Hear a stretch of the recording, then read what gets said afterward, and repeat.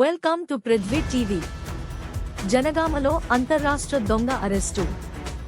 జనగామ ప్రజలకు ఎట్టకేలకు ఊరట. గత కొంతకాలంగా వరుస దొంగతనాలతో బెంబేలెత్తిస్తున్న ఓ అంతర్రాష్ట్ర దొంగ పోలీసుల వలలో చిక్కాడు. తాళాలు వేసి ఉన్న ఇండ్లే లక్ష్యంగా చేసుకుని రాత్రికి రాత్రే ఇల్లు గుల్ల చేస్తున్న ఈ కిలాడీ దొంగను జనగామ పోలీసులు ఎంతో చాకచక్యంగా అరెస్టు చేశారు. పోలీసుల విచారణలో నిందితుడి పూర్తి వివరాలు వెలుగులోకి వచ్చాయి. నిందితుడి పేరు సయ్యద్ అమీనద్, తండ్రి పేరు మహబూబ్ అలీ. వృత్తిరీత్యా ఇతను ఒక ఆటో డ్రైవర్. అయితే ఆటో నడపగా వచ్చే డబ్బులు సరిపోకపోవడం, జల్సాలకు బాగా అలవాటు పడటంతో ఈజీ మనీ కోసం దొంగల అవతారం ఎత్తాడు. ఈ విషయాన్ని స్వయంగా పోలీసుల విచారణలో అంగీకరించాడు. ఎలాంటి ఆధారాలు దొరకకుండా దొంగతనాలు చేస్తున్న ఈ అంతర్రాష్ట్ర దొంగను పట్టుకోవడంలో జనగామ పోలీసులు విశేష ప్రతిభ కనబరిచారు. ఈ ఆపరేషన్లో కీలకంగా వ్యవహరించిన జనగామ ఇన్స్పెక్టర్ సత్యనారాయణ రెడ్డి, ఎస్ఐ భరత్ మరియు వారి బృందాన్ని సిపి గారు ప్రత్యేకంగా అభినందించారు.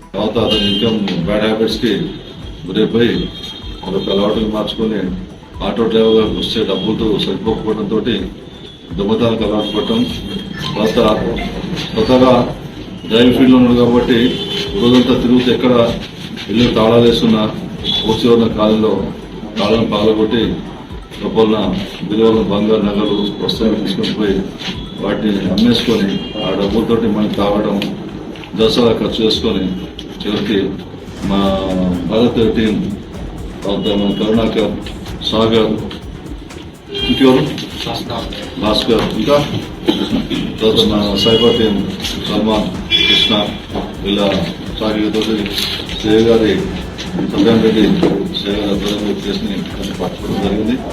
దాని వద్ద నా దగ్గర ఇతను విచారిస్తే నా జనగాపట్నంలో 3 ఇళ్లలో దొంగతనం చేశాడు, చర్యాల్లో 2 ఇళ్లలో దొంగతనం చేశాడు, బచ్చన్నపేటలో 1 ఇంట్లో దొంగతనం చేశాడు.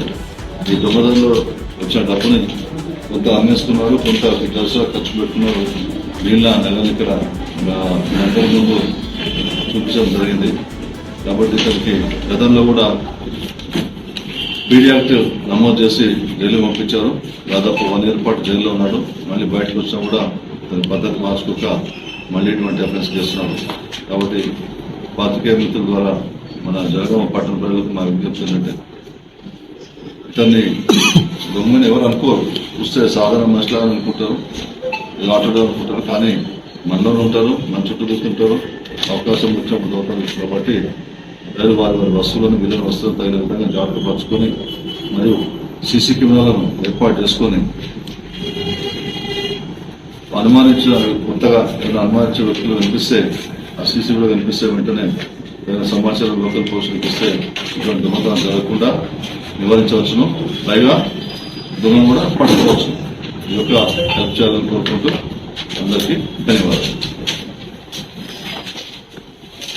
రాములు బంగారు నగలు ఇంట్లో వచ్చాయినది ఉండదు. వెండి మొత్తం 210 గ్రాములు, ఆ కాళ్ళ పట్టి నగదు మీకు ప్యాకెట్లో అది 60,000 ఉన్నాయి. తర్వాత ఇతని దగ్గర ఒక భుజమానికి ఒక బైక్ కూడా దొరికింది. అతని ఆ బైక్ కూడా అతను ఈ దొంగ సంస్థలు కొనుక్కున్నాడు, ఈ దొంగతనం కోసం వాడుతున్నాడు.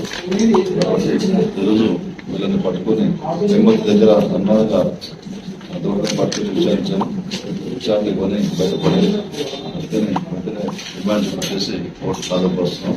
ఇంతకు చాలా తెలియాలని చెప్పి పాతికేయ మిత్రుని కట్టుకోవడం జరిగింది.